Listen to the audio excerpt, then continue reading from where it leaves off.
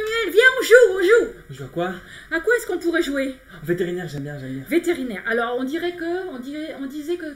Allez, on disait que moi j'étais le vétérinaire, bon, d'accord, cette phrase, c'est pas le vétérinaire. Allez, on disait que moi j'étais le vétérinaire. Et moi je suis le chien qui s'est fait mal quelque part. Et je crois que je me suis fait mal à la patte. Ah, alors d'accord, on disait que tu t'es fait mal à la patte. On disait... Allez, ça y est, le vétérinaire, il est prêt. Allez, rentre, le toutou, rentre. Oh, mon pauvre petit toutou, qu'est-ce qui t'arrive? Oh, il est bien beau ce toutou, madame. Hein, vous avez un très grand, joli toutou. Mais qu'est-ce qui lui arrive? Oh là là, mais il saigne ce toutou. Vite, vite, vite, on va lui mettre du désinfectant. C'est sale, hein. Je sais pas où c'est que t'as traîné mon toutou, mais vraiment c'est sale, hein. Oh là là, si je regarde comme il faut, il y a une grosse épine.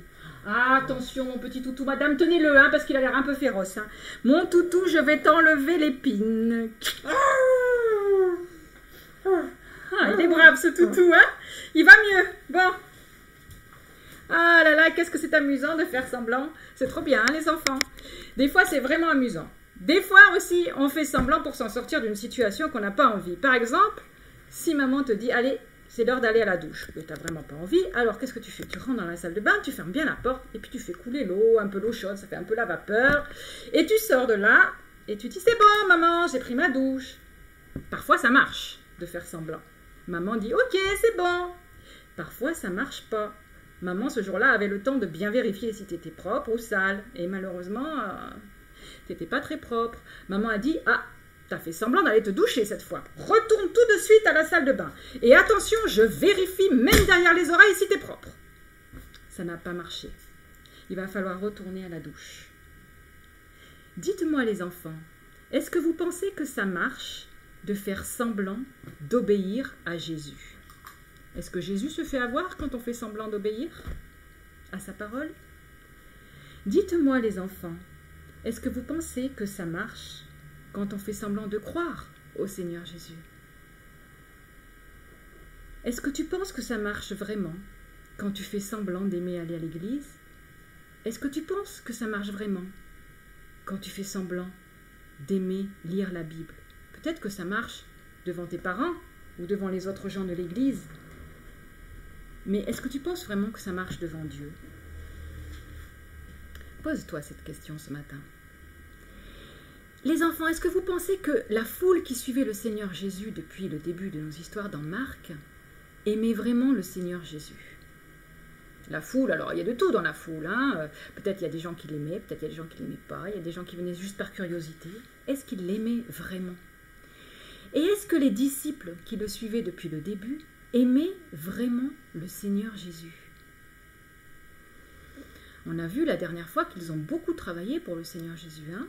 Il leur a demandé « Allez de village en village et vous expliquez comment on fait pour avoir le cœur pur. Et puis vous guérissez les malades. » Et ils sont partis, ils ont travaillé pendant des jours et des jours. Ils ont dormi là où ils pouvaient, ils ont mangé là ce que les gens lui proposaient. Et à la fin de ce grand voyage, ils étaient excités, ils avaient envie de raconter au Seigneur Jésus tout ce qu'ils avaient fait, tout ce qu'ils avaient vu. Mais voilà de nouveau une foule qui était là. Et le Seigneur Jésus qui aimait cette foule a pris le temps de les enseigner, de les nourrir, et toute la journée est passée. Et à la fin de la journée, les disciples ont dit au Seigneur Jésus, « Ouh là là, mais il est tard, cet endroit est désert, il n'y a rien à manger ici. S'il te plaît, renvoie la foule, pour qu'ils puissent manger. » Est-ce que tu penses qu'ils se préoccupaient vraiment de la foule? Moi, je pense qu'un peu, ils en avaient marre, hein. Ils étaient fatigués, ils avaient faim, et ils pensaient d'abord à leur estomac à eux. Ce jour-là, ils n'arrivaient même plus à faire semblant d'aimer écouter le Seigneur Jésus. C'est exactement ce qui se passe quand je suis fatiguée. Je n'arrive plus à faire semblant d'aimer quelque chose qu'en fait je n'aime pas. Ce qu'il y a dans mon cœur, là, ça ressort. J'arrive plus à faire semblant. Oh là, ça suffit, là. Stop. J'en ai marre maintenant, stop. Et quand Véronique dit stop, c'est stop. Ça sort ce qu'il y a dans ton cœur quand tu es fatigué. Tu n'arrives plus à faire semblant. Ce jour-là, je suis bien contente pour les disciples. On est dans Marc chapitre 7 et on voit qu'ils sont là avec le Seigneur Jésus et que la foule est là aussi. Mais la foule est un petit peu à l'écart et les disciples et Jésus sont un petit peu entre eux. Et ils sont tranquilles, ils ne sont pas en train de travailler. Ça fait plaisir. Et voilà que dans cette foule, il est arrivé des spécialistes de la loi, c'est-à-dire des gens qui connaissent très très bien la Bible, ils ont l'habitude de la lire et de l'étudier, ils la connaissent par cœur, et dans ce pays à cette époque-là, les gens qui étaient spécialistes de la loi ou de la Bible étaient aussi des chefs. C'est eux qu'on choisissait pour être chefs, et c'est eux qu'on suivait comme bon exemple à suivre. Alors ces gens-là ont fait beaucoup de kilomètres pour voir le Seigneur Jésus. Ils sont venus de Jérusalem. Oh là là, ils ont l'air de beaucoup aimer le Seigneur Jésus s'ils ont fait tous ces kilomètres. Mais en réalité, ils sont venus là pour le piéger. Pourquoi? Ils veulent montrer à la foule que suivre le Seigneur Jésus et ses disciples, c'est peut-être pas une bonne idée. Suivre le Seigneur Jésus et ses disciples, c'est peut-être suivre des gens qui ne sont pas très bien finalement, ils ne sont pas comme tout le monde, ils sont un peu spéciaux. Pourquoi est-ce qu'ils veulent montrer ça aux gens? Parce qu'ils sont jaloux. Ils sont jaloux. Avant l'arrivée de Jésus, la foule les suivait eux et non pas lui. Donc ils ont l'air d'aimer le Seigneur Jésus, mais dans leur cœur, il y a quoi? Dans leur cœur, il y a de la jalousie. Il y a du mal.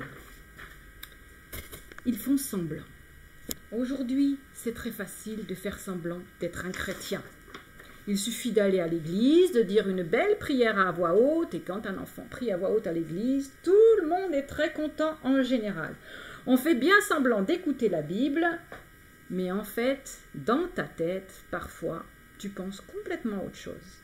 Et dans ton cœur, tu repasses complètement d'autres pensées. Toi ou moi d'ailleurs. Parfois, ça nous arrive d'être complètement ailleurs et on fait semblant. Mais est-ce qu'on peut faire semblant devant Dieu? Est-ce que tu penses vraiment que Dieu, lui, se fait avoir? Et ces spécialistes de la loi, ces chefs qui sont là, ça y est, ils ont trouvé quelque chose. À ce moment-là, on est là pour se reposer et les disciples qui ont faim ouvrent leur pique-nique. Et voilà qu'ils se mettent assis avec le Seigneur Jésus et qu'ils commencent à manger. Alors, je vais te les mettre là, sur mon tableau.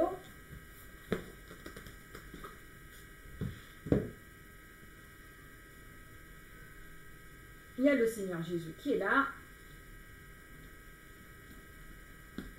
Hop, on va enlever ça pour le moment.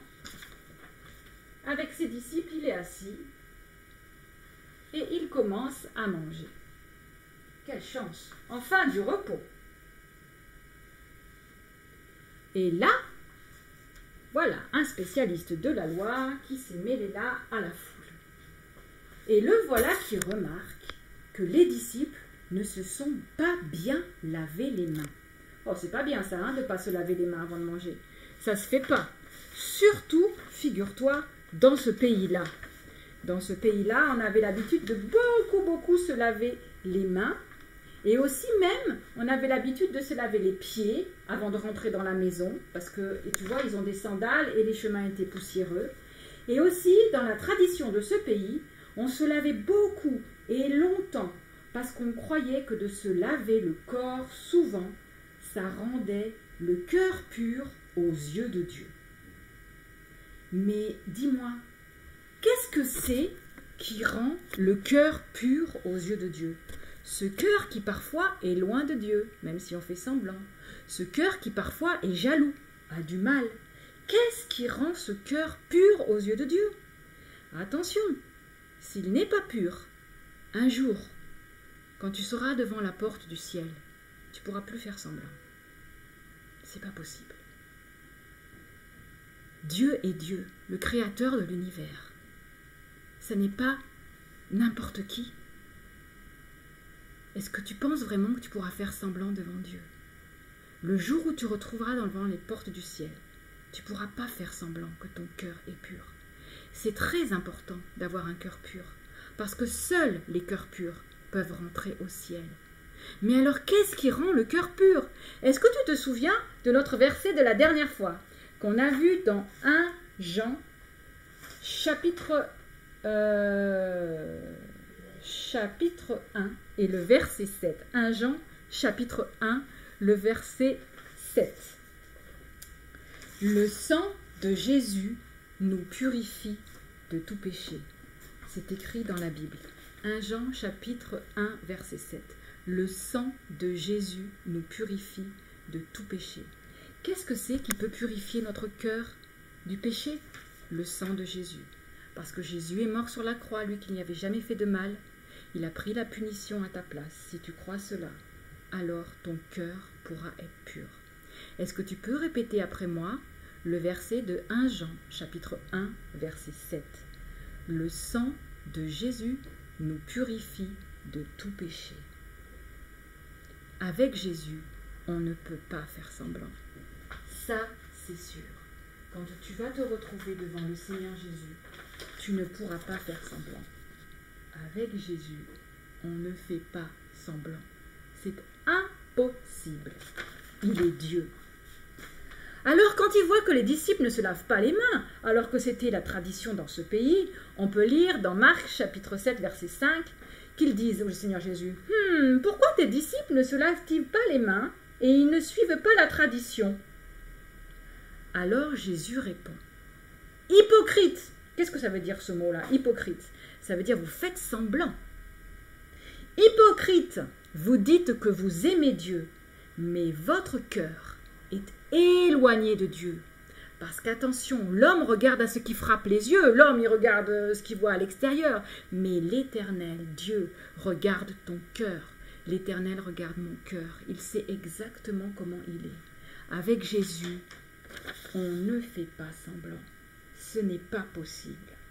Hypocrite, vous dites que vous aimez Dieu, mais votre cœur est éloigné de Dieu. Jésus les a démasqués. Vous faites semblant d'aimer Dieu, mais je vois bien que vos cœurs sont loin de moi. Alors, Jésus appelle toute la foule. Parce que ce jour-là, il y avait aussi la foule qui était là, un petit peu à l'écart. Jésus appelle toute la foule qui était en train de pique-niquer elle aussi un petit peu plus loin. Et il dit, venez tous, venez tous. Alors ils arrivent tous. Le spécialiste de la loi est toujours là. Les disciples sont là, et toute la foule, qui est certainement beaucoup plus nombreuse que ça, est là aussi. La foule était là, à l'écart, il mangeait. Il appelle toute la foule. Pourquoi? Parce qu'il a quelque chose de très important à dire. Écoutez et comprenez. On lit dans Marc chapitre 7, verset 14. Oui, parce qu'on peut écouter sans comprendre, surtout si on n'a pas envie de comprendre en fait, hein. Mais si on écoute attentivement avec l'envie de comprendre, eh bien, on comprend. Alors Jésus dit, écoutez et comprenez, ça veut dire comprenez vraiment, écoutez-moi vraiment, pas pour de semblant. Et il dit à la foule, c'est ce qui est dans le cœur de l'homme qui salit l'homme. Ce n'est pas ce qui est sur vos mains, ou à l'extérieur, sur la nourriture. Ce n'est pas ça qui rend impur votre cœur. Ce qui rend impur votre cœur est déjà là-dedans. C'est ce qui est dans le cœur de l'homme qui le rend impur. Avec Jésus, on ne fait pas semblant. Il ne regarde pas à la façon dont tu écoutes. Il regarde ton cœur. Et il sait si tu écoutes pour comprendre. Avec Jésus, on ne fait pas semblant d'avoir un cœur pur. Pour avoir un cœur pur, il faut juste le sang de Jésus. Si aujourd'hui tu n'as pas un cœur pur, demande au Seigneur Jésus de te le purifier avec son sang. Et alors, Dieu le verra pur. Un jour, tu n'auras pas besoin de faire semblant. Dieu te dira, oui, tu as purifié ton cœur avec le sang de mon Fils Jésus, tu peux rentrer au ciel. Ne fais pas semblant d'avoir un cœur pur. Ne fais pas semblant d'obéir. Ça sert à quoi? Dieu sait très bien. Ça ne sert juste à rien. Dis-lui si tu es comme les disciples, que tu as déjà purifié ton cœur, que tu es déjà un disciple de Jésus, un enfant de Dieu. Dis-lui, là j'ai pas envie, là j'en ai marre. Tu peux lui dire, de toute façon, il le sait. Là j'en ai marre, j'ai plus envie. Aide-moi à ne plus en avoir marre. Alors il va te répondre, écoute. Écoute et comprends.